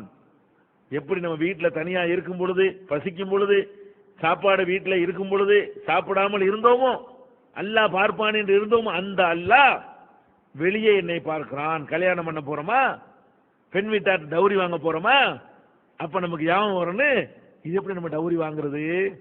நம்ம ஊருக்குள்ள தண்ணி குடிக்கிறதுக்கு பயந்தோமே, அந்த அல்லாஹ் அதை தடுத்திருக்கிறானே, இது அல்லாஹ் பார்க்க மாட்டானா? ஆடம்பரமா கல்யாணம் பண்ணணும்னு தோணும் பொழுது இது எப்படி ஆடம்பரம் பண்றது? அன்னைக்கு சாப்பிடக்கூடாது நம்ம இருந்தோமே அல்லாஹ் சொன்னதுக்காக வேண்டி, இது எப்படி நம்ம செய்யறது? வரதட்சணை வாங்க மாட்டீங்க, ஆடம்பரம் பண்ண மாட்டீங்க, ஃப்ராடு பண்ண மாட்டீங்க, ஏமாற்ற மாட்டீங்க, கொள்ளையடிக்க மாட்டீங்க, கொலை செய்ய மாட்டீங்க. ஏன் வீட்டு உணவையே சாப்பிடாதனா உன் வீட்டு உணவை எப்படி சாப்பிடுவேன்? அல்லாஹ் தடை செஞ்சிட்டாங்கிறதுக்காக வேண்டி எனக்கு சொந்தமான ஹலாலான உணவையே நான் தியாகம் செய்திருக்கிறேன், எனக்கு சொந்தம் இல்லாத எப்படி எடுப்பேன்? இப்படி எல்லாரும் மாறணும்டா எப்படி உலகம் இருக்குன்னு பாத்தீங்களா? திருட்டு இருக்குமா, கொள்ளை இருக்குமா, கொலை இருக்குமா, ஃப்ராடு பித்தலாட்டம் இருக்குமா? இப்படி எல்லாரும் அப்படி மாறுவார்களே ஆனால் ஒட்டுமொத்த உலகத்துக்கு எவ்வளவு பெரிய நன்மை, இவனுக்கு நன்மை, உலகத்துக்கு நன்மை, இவனுடைய மறுமைக்கு நன்மை. இது மாதிரியான ஒரு நல்ல நோக்கத்திற்காகத்தான் இஸ்லாம் நோன்பு என்ற கடமையை இந்த புனிதமிக்க ரமலான் மாதத்திலே, குர்ஆன் அருளப்பட்ட மாதத்திலே நமக்கு தந்திருக்குதே தவிர எதுக்கு இல்ல? பசியை உணர்வதற்குன்னு ஒரு தத்துவத்தை சொல்லிக்கிறாங்க. பசியை உணர்வதற்கு நோன்புன்னா அப்ப எதுக்கு ஏழைக்கு கடமையாக்கணும்? ஏழை தான் எப்ப பார்த்தாலும் பசியை உணர்ந்துகிட்டு இருக்கிறானே. அப்ப பசியை உணர்வதற்கெல்லாம் நோன்பு கிடையாது. பசியை எல்லாரும் உணர்றான். பசியை உணர்வு கடமையாக்குனா ஏதோ ஒரு நாள் கடமையாக்குனா போதும், அன்னைக்கு பசியை உணர்ந்துக்கணுமா? அட பசியை உணர்ந்தா பணக்காரன் சாப்பிட்டுட்டு இருக்கிறான், இல்லாட்டி அவன் பசிக்காம சாப்பிட்றான். அவன் பசியை உணர்வு அதெல்லாம் நோக்கமே கிடையாது. நோக்கம் என்ன? நம்மை படைத்த இறைவன் நம்மை பார்த்து கொண்டிருக்கிறான் என்கிற உணர்வோடு அவனுடைய எல்லா கடமைகளையும் நம்ம நிறைவேற்ற வேண்டும். அவன் தடுத்த அத்தனையிலிருந்து விடுபட வேண்டும். இத்தகைய ஒரு நிலையை உருவாக்குவதுதான் நோன்பை இறைவன் கடமையாக்கி இருப்பதனுடைய முக்கியமான நோக்கம். இந்த நேரத்தில் நோன்பை நம்ம நிறைவேற்றி இருக்கும் பொழுது, இறையச்சத்திற்காக நம்ம நிறைவேற்றி இருந்தாலும் நம்மளை அறியாமலேயே நம்முடைய நோன்புகளிலே சில தவறுகள் ஏற்படுவதற்கு வாய்ப்பு இருக்கிறது. நோன்பு வச்சுக்கிட்டு கோல் சொல்லியிருப்போம், நோன்பு வச்சுக்கிட்டு எல்லாம் பேசக்கூடாதுதான், இருந்தாலும் நோன்பு வச்சுக்கிட்டு கோல் சொல்லியிருப்போம், நோன்பு வச்சுக்கிட்டு புறம் பேசியிருப்போம். அதெல்லாம் பேசினா என்னவாயிரும்? அந்த நோன்பு கிடைக்கிற நன்மையோட அளவு குறைஞ்சு போயிடும். சும்மா ஃபார்மாலிட்டி நோன்பா போயிடும், ஒரிஜினல் நோன்பா இருக்காது, டூப்ளிகேட் நோன்பா ஆயிரும். அப்ப அந்த மாதிரி ஆகக்கூடாது. நம்ம வச்ச நோன்பு நமக்கு முழுசா கிடைக்கணும். அல்லாஹ் சொல்றானே, அஸ்ஸௌமுலி வானா அஜ்ஸிபிஹி, நோன்பு எனக்கே உரியது, நானே அதற்கு கூலி கொடுப்பேன்னு சொல்றானே. அதை அடைய வேண்டுமானால் நம்முடைய நோன்பு முழுமை பெற்ற நோன்பாக இருக்க வேண்டும். ஆனாலும் நம்ம அறியாமலே நோன்பில் தவறுகள் வந்து விடலாம். அதுக்காக அல்லாஹ் என்ன பண்றான்னு கேட்டா, நபிகள் நாயகம் ஸல்லல்லாஹு அலைஹி வஸல்லம் மூலமாக அப்படி ஏதாவது உங்களுக்கு தவறு நேர்ந்தால் நீங்க ஒட்டுமொத்த 30 நாள் 29 நாள் நோன்பிலே ஏற்பட்ட தவறுகளுக்காக வேண்டி நீங்கள் ஃபித்ராங்கிற ஒரு தர்மத்தை செய்யுங்க. அந்த தர்மத்தை கொடுப்பதன் மூலமாக அந்த நோன்பில் ஏற்பட்ட தவறுகளுக்கு அது பரிகாரமாகிவிடும். அதே நேரத்தில் அன்றைய தினம் ஏழைகள் இருப்பாங்க. ஒரு பெருநாள் என்பது ஒட்டுமொத்த சமுதாயத்துக்கு வரக்கூடியது. பணக்காரன் மட்டும் சாப்பிட்றதுக்கு பேர் பெருநா கிடையாது, நடுத்தர வர்க்கத்தில் உள்ளவங்க மட்டும் சந்தோஷமா இருக்கிறதுக்கு பேரு பெருநா கிடையாது. அந்த சமுதாயத்தில் உள்ள அத்தனை பேரும் அன்னைக்கு சந்தோஷமா இருக்கணும், மன நிறைவோடு இருக்கணும், அத்தனை பேரும் வயிறார உண்ணணும், அப்படிங்கிறதுக்கு தான் பெருநாள். அந்த பெருநாள் தினத்தில் நீ சாப்பிடுற மாதிரி அந்த ஏழை சாப்பிடணும், அதுக்கு துணையா இருங்கள் என்பதற்காக நபிகள் நாயகம் ஸல்லல்லாஹு அலைஹி வஸல்லம் அவங்க ஃபித்ரா என்ற தர்மத்தை கடமையாக்கினார்கள். ஃபித்ராண்டா என்ன? சில பேர் நமக்கு மட்டும் கொடுத்துட்டு போயிடுறாங்க. ஒரு குடும்பத்தை யார் பராமரிக்கிறாரோ அவர் மீது அந்த குடும்பத்து மெம்பர்களுக்கெல்லாம் ஃபித்ரா மெம்பர்களுக்காகவெல்லாம் கணக்கு பார்த்து ஃபித்ரா கொடுக்கிற கடமை இருக்கிறது. 4 பிள்ளை இருந்தால் 4 பிள்ளைக்காக கொடுக்கணும், தாய் தகப்பன் இவர் பராமரிப்பில் இருந்தால் அதற்காக கொடுக்கணும், மனைவிக்காக கொடுக்கணும். இப்படி எத்தனை பேர் இருக்காங்களோ கணக்கிட்டு அதற்கு ஏற்றவாறு அந்த ஃபித்ராங்கிற தொகையை வழங்க வேண்டும். வழங்கினால் நோன்புல உள்ள தவறுக்கு பரிகாரம் ஆயிரும். நோன்பு வச்சவங்களுக்கு, நோன்பு வைக்காத சிறுவர்கள் முதியவர்களாக இருப்பார்களே, ஆனால் அவங்க ஏழைக்கு உதவி செய்ய, பெருநாள் அன்னைக்கு ஏழைக்கு உதவி செய்த நன்மையை அவங்களுக்கு கிடைச்சி போயிடும். எப்ப கிடைக்கும்? நம்ம கொடுக்குற, அதாவது சொல்லுவாங்க ஒரு பழமொழி, விளக்க பிடிச்சிக்கிட்டே கிணத்துல உழுவக்கூடாதுன்னு சொல்லுவாங்க. இருட்டில் போய் விழுந்தாலும் மன்னிக்கப்படும். விளக்கையும் கையில் வச்சுக்கிட்டு போய் கிணத்துல வேணாச்சும் உழுவானா?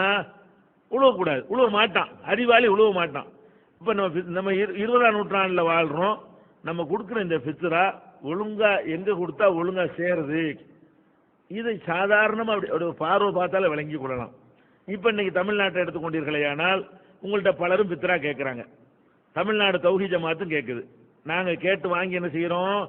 அதில் ஒரு பைசாவை கூட இந்த ஜமாத்தில் ஒரு டேபிள் வாங்குவதற்கோ, ஒரு மைக் வாங்குவதற்கோ, இந்த மாதிரி ஒரு பூ செட்டு வாங்குவதற்கோ நாங்கள் பயன்படுத்த மாட்டோம். அந்த ஃபித்ராவை வாங்கணும்னு சொன்னால் வாங்கி அப்படி கொடுக்குற வேலை மட்டும்தான். எவ்வளவு கொடுக்குறீர்களோ அதை அப்படியே நாங்கள் திரட்டி ஏழைகளுக்கு விநியோகிக்கிறோம். 27 லட்சம் ரூபாய் சென்ற ஆண்டு கொடுத்தீர்கள். அது அப்படியே யார் யாரெல்லாம் கொடுத்தீங்கன்னு பட்டியலை உணர்வுதலில் போட்டோம். எந்தெந்த ஊர்களுக்கெல்லாம் விநியோகிக்கப்பட்டது என்ற விவரங்களையும் விளக்கமாக நாங்கள் எடுத்து சொன்னோம். அது அந்த போட்டாக்களையும் எடுத்து போட்டோம், அந்த கணக்குகளையும் வெளியிட்டோம். நில் பேலன்ஸ், வரவு செலவும் கரெக்ட் ஆகிவிட்டது. அதற்கு முந்தின ஆண்டுடைய ஃபித்ராவை அதே மாதிரி வெளியிட்டோம். ஆனால் சில இயக்கத்தை சேர்ந்தவர்கள் ஃபித்ரா என்று வசூலிக்கிறார்கள், அந்த இயக்கத்திற்கு பயன்படுத்துகிறார்கள், இயக்க நிர்வாகிகளுக்கு எடுத்துக்கொள்கிறார்கள், தங்களுடைய வசதிக்கு பயன்படுத்துகிறார்கள், நிர்வாக செலவுக்கு எடுத்துக்கொள்கிறார்கள். அப்ப ஏழை மக்களுடைய பெருநாளை கொண்டாடுவதற்கு உள்ள ஃபித்ராவை இன்னைக்கு தேதி வரைக்கும் கணக்கு காட்டாமல் சாப்பிடுவதற்கும் சுரண்டுவதற்கும் அரசியல்வாதிகளை விட கேடுகட்டவர்களாக இருக்கிறார்கள் தெரிஞ்சுக்கிட்டு அங்கே கொடுப்பீர்களேயானால் ஏழைகளுடைய வறுமையை விரட்டிய நன்மையும் கிடைக்காது. நோன்புக்கு பிராயச்சித்தம் என்று சொன்னார்களே, அந்த கேரண்டி இழக்க வேண்டிய நிலை ஏற்படும்.